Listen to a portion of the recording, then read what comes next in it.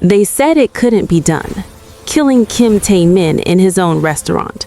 But 12 assassins were about to try, and the only thing standing between them and their target was a black woman with a tray of dumplings. My name is Maya Carter, and I had exactly 3 seconds to decide: duck under the table like a normal person or do something monumentally stupid. I chose stupid. The first assassin came through the kitchen door with a gun already raised. I threw the dumpling tray at his face, hot, distracting, and effective, and drove my acupuncture needle into the nerve cluster behind his knee. He dropped as if someone cut his strings. 11 more to go.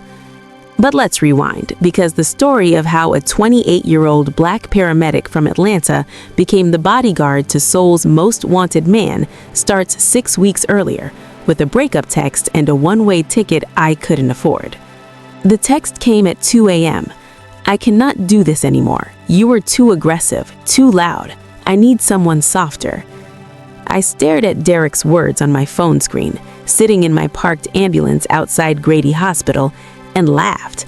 Not because it was funny, because I'd just spent 3 hours keeping a gunshot victim alive with my hands literally inside his chest cavity, and my boyfriend was breaking up with me for being too aggressive. "Girl, you good?" My partner, Jasmine, leaned over from the driver's seat.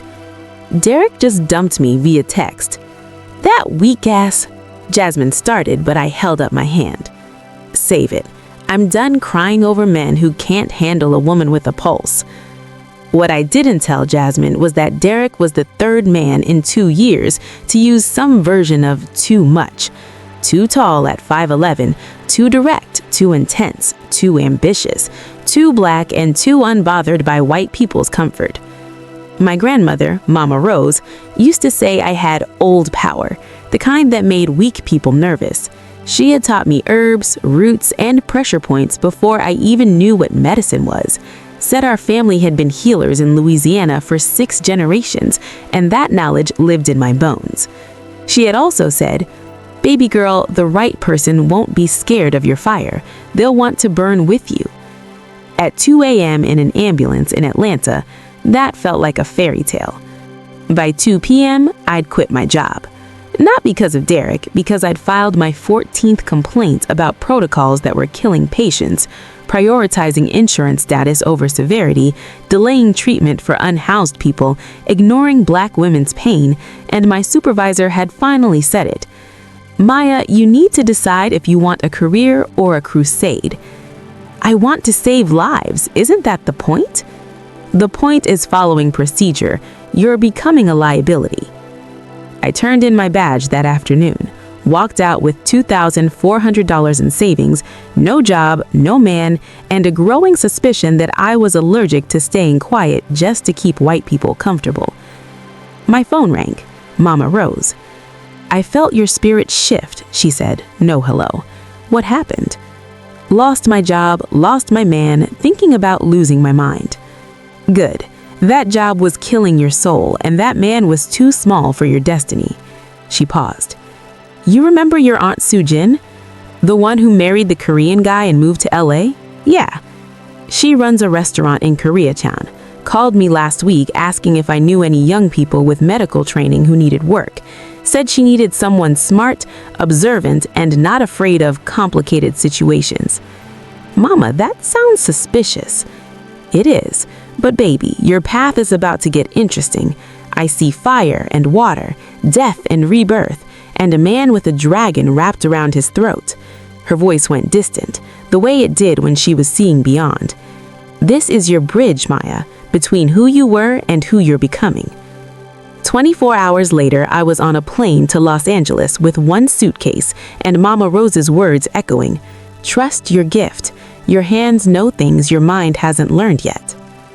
The restaurant. Golden Dragon was tucked between a nail salon and a karaoke bar in the heart of LA's Koreatown. Small, unassuming, the kind of place you'd walk past unless you knew to look for it. Aunt Soo-jin met me at the door. 60 years old, barely 5 feet tall, with eyes that missed absolutely nothing.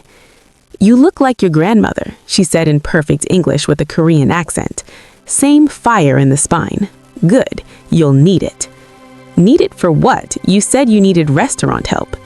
You do, but this isn't a normal restaurant, Maya. We serve food. We also serve as neutral territory for people who solve problems the police can't or won't handle. She gestured me inside. Korean community has its own ways, its own justice, its own dangers. You understand? You're saying this is a front?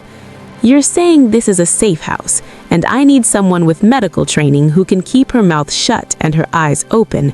Someone who understands that healing and fighting are sometimes the same thing. She looked at me hard and said, "Your grandmother taught you pressure points, how to heal with needles, yes?" Acupuncture, yes, I'm certified. But Mama Rose also taught me, I hesitated, how to hurt with needles if you had to. Aunt Sujin smiled. Good, because the man who comes here every morning at 6 a.m. is the most dangerous person in this city, and someday someone will try to kill him in my restaurant. When they do, I need someone capable of stopping them. My stomach dropped. You want me to be a bodyguard? You want me to be whatever the situation requires. Server, healer, protector. Can you do that? I should have said no, should have turned around and flown back to Atlanta. But Mama Rose's words echoed, "This is your bridge between who you were and who you're becoming." And I heard myself say, yes. Good, you start tomorrow, 5 a.m. And Maya, Aunt Sujin's expression went serious. The man who comes here, Kim Tae-min, he's not a good man by conventional standards, but he's trying to be better. Remember that when you judge him. Kim Tae-min walked into Golden Dragon at exactly 6:02 a.m. on my second day, and I understood immediately why Aunt Sujin had warned me. He moved like violence, barely contained. 30 years old, 6'2", wearing a black suit that probably cost more than my nursing school loans. But it was the tattoo that made everyone in the restaurant go silent. A dragon that started behind his left ear, coiled around his throat and disappeared beneath his collar. In Korean organized crime, throat tattoos meant one thing: high-ranking, untouchable, deadly. He took the corner booth, the one with clear sightlines to both exits, and waited. Aunt Sujin appeared from the kitchen, bowed deeply, more respect than I'd seen her show anyone, and spoke rapid Korean. He responded in a voice like gravel and silk. Then his eyes found me. "Coffee," he said in perfect English, "black, no sugar." I'd spent 10 years as a paramedic dealing with cops who thought their badge made them gods, doctors who treated EMTs like servants, administrators who valued money over lies. I'd learned early, never show fear, never back down, never give powerful people the satisfaction of making you small. So I walked to his table with my spine straight, poured his coffee, and met his eyes directly. "Anything else?" Something flickered in his expression. Surprise, maybe interest. "You're new." 2 days. "You're going to tell me the rules, or do I have to guess?" The corner of his mouth twitched, almost a smile. "No rules, just observation. This restaurant is protected. Neutral ground. What happens here stays here. Violence is prohibited unless in self-defense. Understood?" Understood, though I'm more concerned with tips than territorial disputes. This time he did smile, brief but genuine. He pulled out his wallet and placed a crisp $100 bill on the table for a $3 coffee. "For your discretion." I looked at the money, then back at him. Every instinct screams that taking it meant crossing a line I couldn't uncross. But my bank account had $2,100 left, rent was due 3 weeks, and pride didn't pay bills. "Discretion purchased," I said, pocketing it, though I don't even know what I'm being discreet about. "You will." His eyes held mine for a beat too long. "Most people are afraid of me. You're not. Why is that?" "Should I be?" "Most people think so." I've held strangers' intestines inside their bodies while driving 80 miles per hour to a trauma center. You'd need to be a lot scarier than you look. He laughed, actually laughed, low and genuine. "What's your name?" "Maya Carter." "Kim Tae-min," he said it, like I should recognize it. When I didn't react, his smile widened. "You're really new." "Brand new, but I'm a fast learner." "I believe you." He picked up his coffee. I come here every morning at 6 a.m. I'll want the same thing, coffee black, no sugar. And Maya waited till I turned back. Thank you for treating me like a person instead of a monster. I nodded and walked away, feeling his eyes follow me. That night, I Googled his name and immediately understood why the restaurant had gone silent. Kim Tae-min wasn't just connected to organized crime, he ran it. Head of the Kim family syndicate, controlling everything from protection rackets to gambling to import-export businesses that were definitely not importing or exporting legal goods.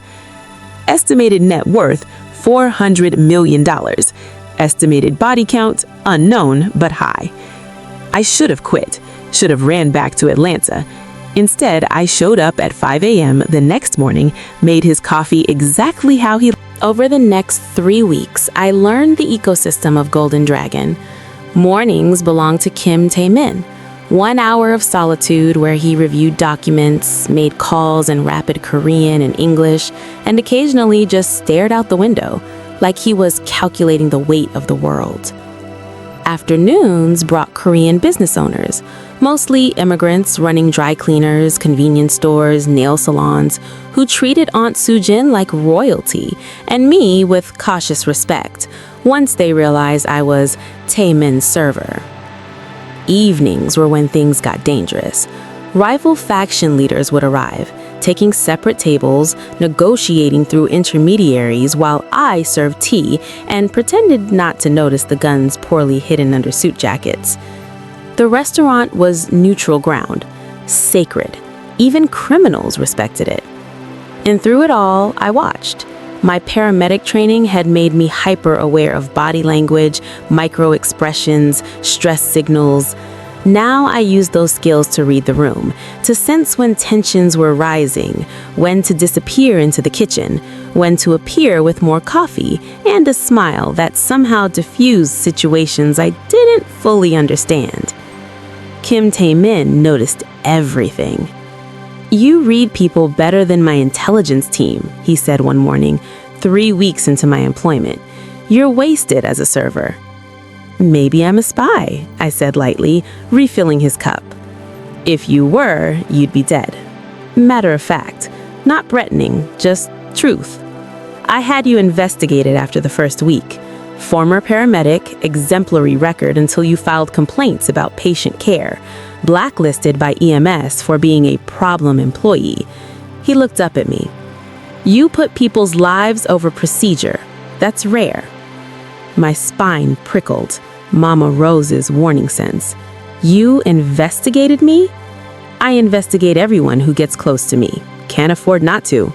He pulled out a folder.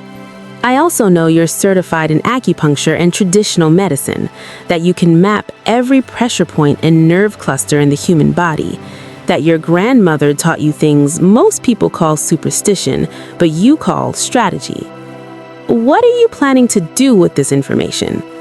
"Offer you a real job.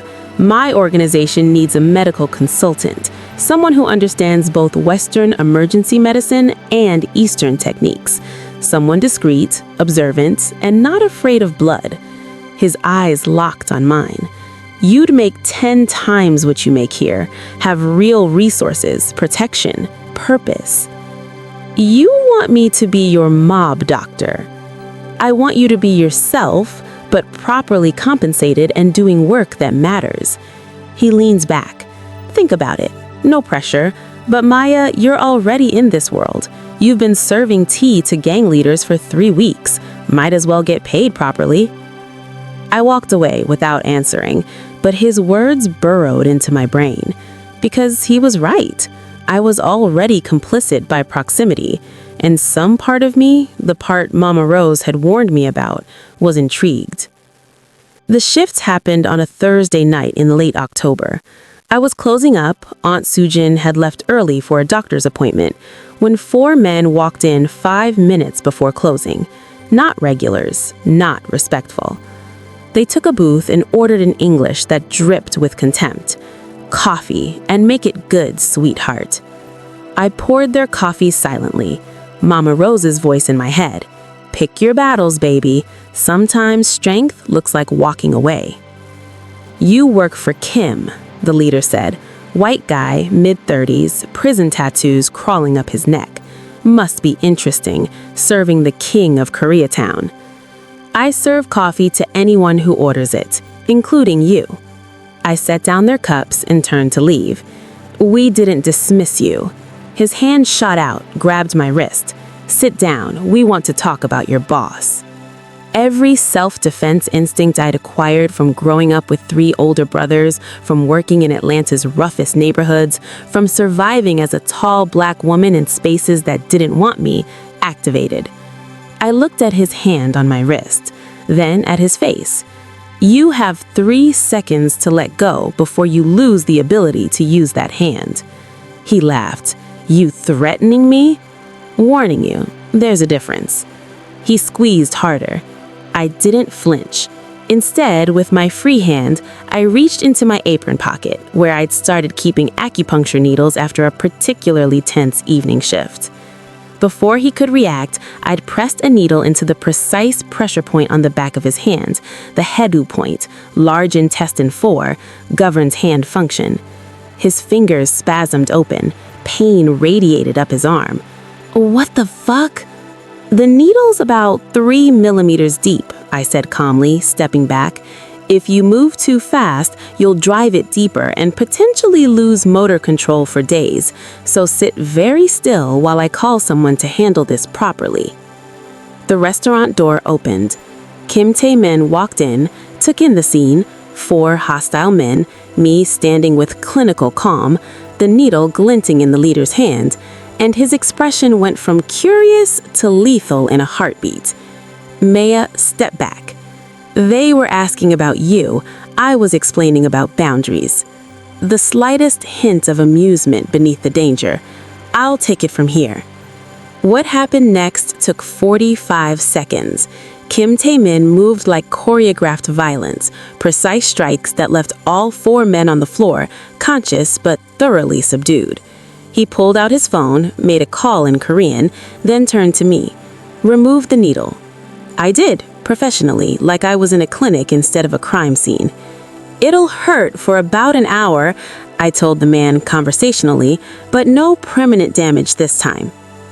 Kim Tae-min's people arrived, 3 men who moved with the same predatory grace and removed the 4 men without a word. When we were alone, Kim Tae-min looked at me with something new in his eyes, respect, maybe even a hint of fear. Where did you learn that? Told you, acupuncture and pressure points. My grandmother called it the soft art of hard consequences. Most people think acupuncture is just for pain relief, but in the right hands with the right knowledge, I shrugged. The human body is just a map of vulnerabilities. You used a healing art as a weapon. I used knowledge to enforce boundaries. There's a difference. He studied me for a long moment. You're not what I expected. Most people underestimate the aggressive black girl with a medical degree. Their mistake, not mine. I don't underestimate you. That's why I want you in my organization. He moved closer and the air changed between us.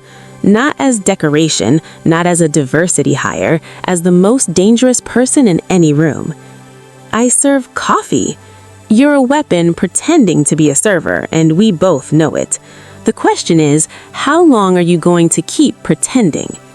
I wanted to argue, wanted to maintain the fiction that I was just Maya Carter, ex-paramedic, serving coffee and moving on from heartbreak and career failure. But looking at Kim Tae-min, at the respect in his eyes, not fear of my blackness or my height or my intensity, but genuine respect for my skills, something shifted inside me. I'll think about it. Fair enough. He pulled out his wallet, but this time handed me a card instead of cash. My private number.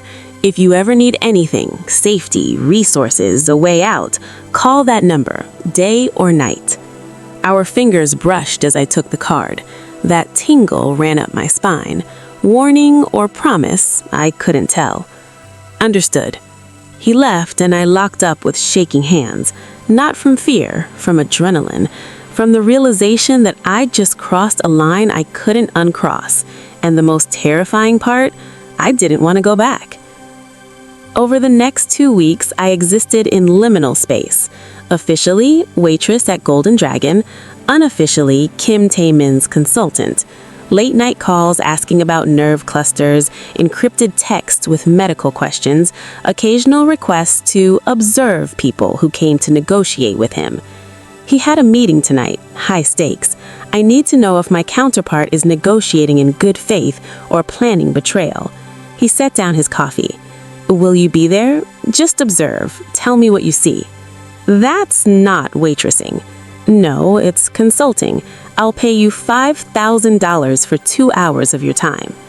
$5,000. My rent, loans, and groceries combined for doing what I was already good at, reading people. Fine, but I'm not doing anything illegal. I observe, I report, that's it. That's all I'm asking. The meeting was at an upscale Korean barbecue. I posed as Kim Tae-min's assistant, tablet in hand. In reality, I was cataloging every tell, every micro-expression from the Chinese gang leader across the table. 15 minutes in, I saw it, his left hand under the table tapping Morse code. Someone was feeding him information through an earpiece. I leaned forward, whispered to Kim Tae-min, "He's wired, left ear. Someone's coaching his responses." He didn't react outwardly, just adjusted his strategy, asking unexpected questions. Within 10 minutes, the Chinese leader had stumbled, revealing the trap, a planned ambush in a specific warehouse district. We left through the kitchen. In the car, Kim Tae-min turned to me. "You just saved my life." I just noticed he was tapping his fingers. Basic observation that my trained operatives missed. He handed me an envelope thick with cash. $5,000, as promised. And Maya, the offer stands. I need someone with your skills full-time. I'll think about it. But we both knew I was running out of reasons to say no. It happened on a Tuesday in mid-November. I was walking home from a late shift when my spine started tingling. Mama Rose's warning sense, never wrong. I slowed, looked around, 4 men following me, not even trying to hide it. I reached for my phone to call Tae-min's number, the one I'd memorized but never used, when one called out, "Maya Carter, Kim Tae-min's pet project." Southern accent, American. I turned slowly. "I think you have me confused with someone else." "We don't. You're the paramedic, the one who reads people. We have questions about your boss. You're going to answer them." I calculated distances, 4 against 1, all bigger, but bunched together, tactical error, and no weapons drawn yet, which meant they wanted me conscious. Advantage. "I just serve coffee," I said, letting my accent deepen, playing into assumptions. "I don't know anything about Mr. Kim's business." "Liar." The leader moved closer. "Everyone knows you're his new intelligence asset. So here's how this works. You tell us about his security, his schedule, his weaknesses. If you don't," he smiled coldly, "there are other ways to make people talk." My hand slipped into my pocket, fingers finding my needle case. "And if I say no, then we hurt you until you say yes." Wrong answer. I moved fast. First needle, carotid sinus point, dropped his blood pressure instantly. He gasped, stumbled. Second man rushed me. I sidestepped, needle into his brachial plexus. Right arm went dead. Third man got his gun out. I was already inside his guard. Needle into his radial nerve. Gun clattered to pavement. Fourth man turned to run. Needle to his Achilles reflex point. He went down hard. 4 needles, 4 men on the ground. Under 30 seconds.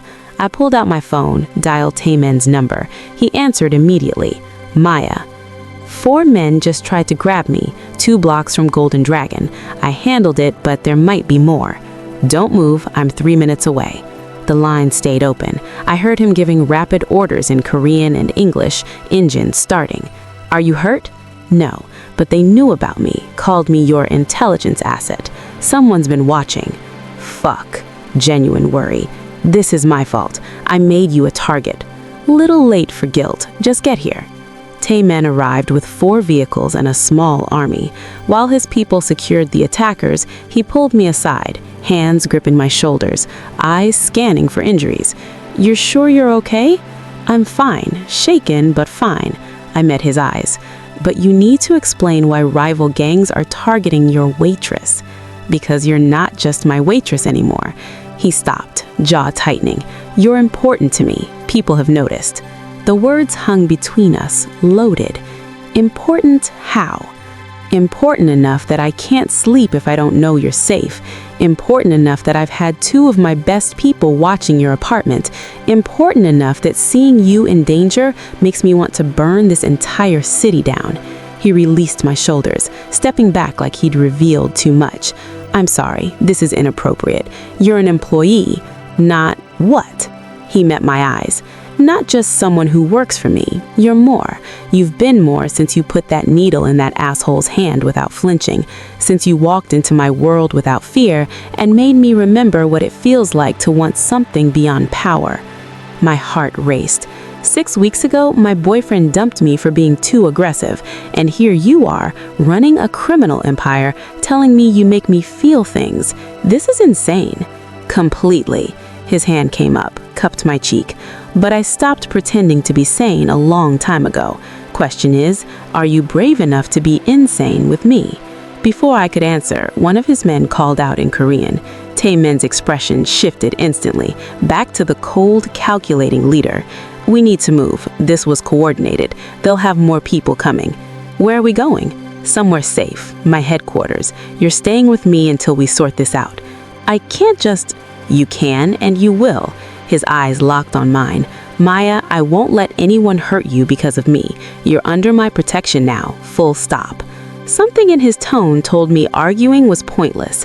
And honestly, some part of me didn't want to argue, wanted the protection, the certainty, the way he looked at me like I was precious and dangerous at all times. "Fine, but we're having a serious conversation about boundaries after this." His smile was brief but genuine. "Fair, though I should warn you, I'm terrible at boundaries where you're concerned." Tae-min's headquarters was a converted warehouse in downtown LA, fortress disguised as luxury loft. The penthouse took up the entire top floor, floor-to-ceiling bulletproof windows, security systems that would make the Pentagon jealous, weapons hidden everywhere. "This is where you live?" I asked, taking in the space. "Modern, expensive, but oddly impersonal." "This is where I work. I haven't had a home in a long time." He shrugged off his jacket. I saw the gun holster, the tension in his shoulders. "Make yourself comfortable. You'll stay in the guest suite. Private bathroom, separate entrance if you need space. My room is on the other side. Very proper." Very proper for a crime lord. I'm many things, but I don't take advantage of vulnerable situations. His eyes held mine. "You're here because I need to know you're safe, nothing more. Unless you decide you want more." The implication sent heat through my body. "And if I do want more?" "Then I tell you I've wanted you since the first time you looked at me without fear, that I've imagined what your mouth tastes like about 1,000 times, that watching you take down 4 men with acupuncture needles was the hottest thing I've ever witnessed." He moved closer.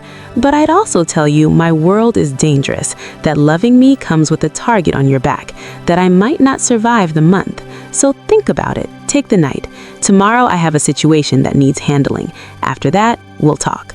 He left me then.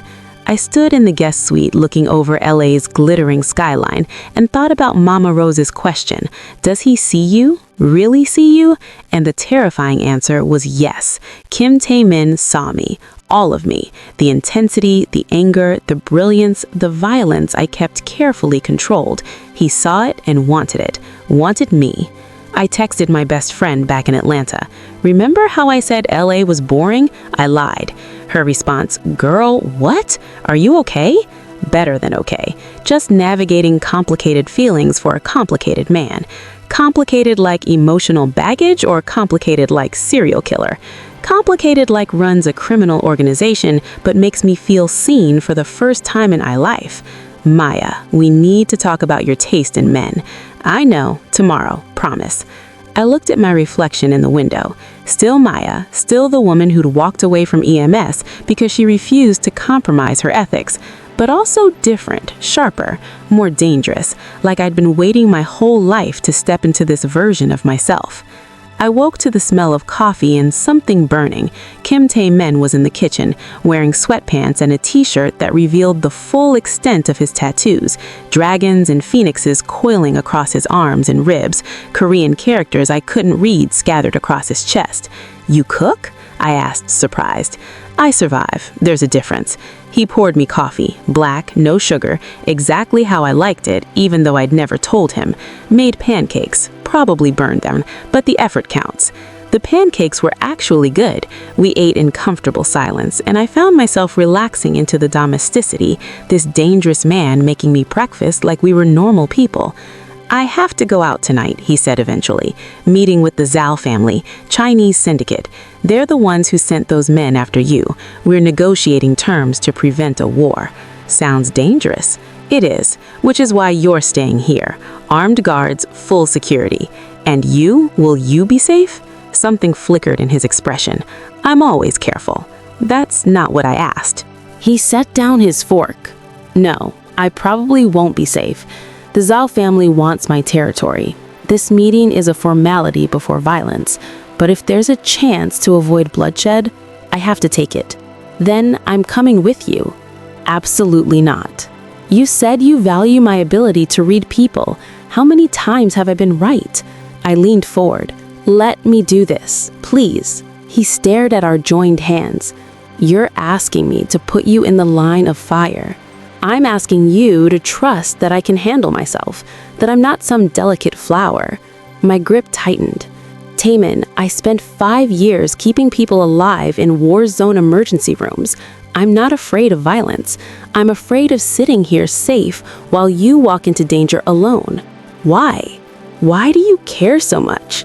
"Because sometime between terrible coffee and acupuncture needles and late-night conversations, I started falling for you." The confession came out raw. "Because you see me, really see me, and losing you would hurt worse than anything Derek ever did." He closed his eyes. When he opened them, they blazed. "If I let you come, you follow my orders exactly. If I say run, you run. Understood?" "Understood."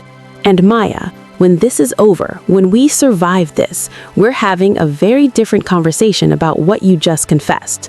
Heat flooded my face. "Deal." The meeting was set for 8 p.m. at Golden Dragon, neutral ground, Aunt Soo-jin's territory. Tae-min arrived with 8 security.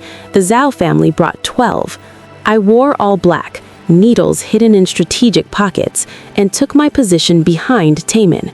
Zhao Wei, head of the Zhao family, was in his 50s, silver-haired, sharp-eyed. He greeted Tae-min with false warmth, then looked at me. "You bring your pet to negotiations?" "I bring my consultant," Tae-min said coldly. "Show respect or leave." Zhao smiled, but it didn't reach his eyes. "Of course, my apologies." They sat. Tea was poured by Aunt Soo-jin, honoring the sanctity of the meeting. I watched everything. Zhao's men positioned near exits, bulges under jackets, the nervous energy radiating from the youngest operative, barely 20, who kept touching his jacket pocket. My spine started tingling. "Let's be direct," Zhao said. "Your territory overlaps our expansion plans. We're offering partnership, merge operations 70-30. 70 in whose favor? Tae-min asked. Ours. We're the larger organization. I watched the young operative. He kept checking his pocket. Too nervous. I leaned forward, whispered. The young one, behind Zhao, left side. He's armed with something. Keeps checking. Too nervous.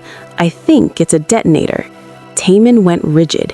His hand moved subtly, signaling his team. I need a moment to consider, Tae-min said, standing. I followed toward the kitchen. Then I felt it, that warning tingle intensifying. I turned just as the operative pulled something from his pocket. Gun! I screamed, knowing no one would understand.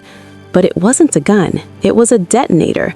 I saw charges planted along the walls, hidden behind picture frames, enough C4 to bring down the building. Time slowed. 3 seconds before detonation. My hand found a needle, the longest one, meant for deep tissue work. I moved on pure instinct, past Tae-min, past security, directly toward the operative. He saw me coming, smiled, didn't see me as a threat. Fatal mistake.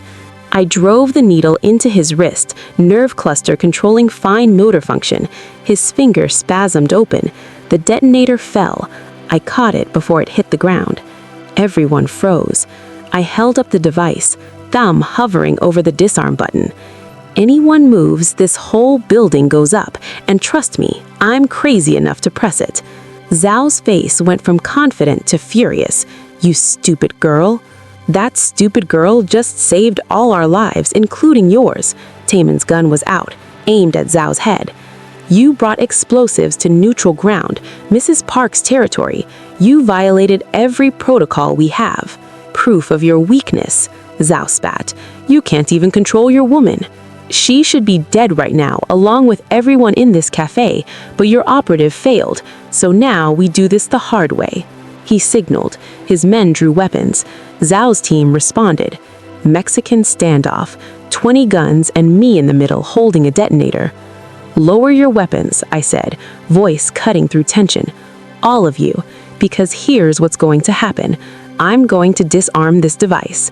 Then Mr. Kim and Mr. Zhao are going to have a conversation about consequences. And if anyone does anything stupid, I'll drive needles into pressure points that will leave you paralyzed for life. We clear? Silence. Then Aunt Soo-jin spoke from behind the counter. The girl is right. You bring bombs to my restaurant. You risk my life, my business. Unacceptable. Both of you, negotiate peacefully or leave and never return. Even Zhao could not ignore Aunt Soo-jin. She was too respected, too connected. He lowered his gun slowly. His men followed. Tae-min did the same. My hands shook as I carefully disarmed the device, following half-remembered training from a single EMT course.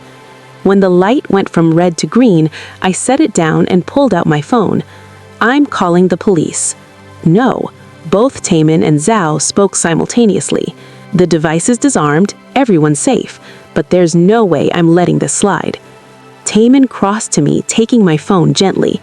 Maya, if you call police, they'll investigate everyone here, including you, including Aunt Soo-jin. Do you want that? I hadn't thought about that, about how my involvement would look. So what? We pretend this didn't happen? No, we handle it our way. Tae-min turned to Zhao, expression lethal. You violated neutral ground, attempted murder in a protected space. By our laws, that's a death sentence for you and your entire senior staff. He does, Aunt Soo-jin said quietly. I am witness. He is within his rights. Tae-min was silent for a long moment. I could see the calculation. The easy path was violence, but he told me once he wanted to be more than his father's legacy. This was his chance. Here's the new deal, he finally said. Zhao family pays reparations, 1 million to Mrs. Park for endangering her establishment, another 1 million split between my organization and community programs. You withdraw from all disputed territories immediately, and Zhao, his voice dropped to ice, you're out. Retire. Put someone sane in charge, because if I ever see you again, mercy won't be an option. Zhao looked like he wanted to argue, but 20 guns and one angry restaurant owner convinced him otherwise. Fine, but this isn't over. I already had an enemy. Now I just have one who knows better than to fuck with me. Tae-min turned his back dismissively. Leave before I change my mind. The Zhao family left slowly, resentfully, but they left. When the restaurant was clear, I finally let myself breathe. My legs gave out. Tae-min caught me. I've got you, he murmured, holding me close. You're okay, you're safe.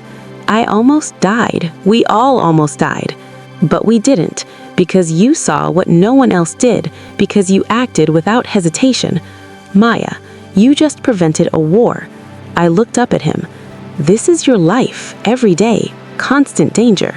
Yes, he didn't sugarcoat it. This is what loving me means. Nights like this, risk like this. I won't lie about that. And if I said I couldn't do it, pain flashed across his face, then I'd understand. I'd protect you, set you up somewhere safe, and walk away.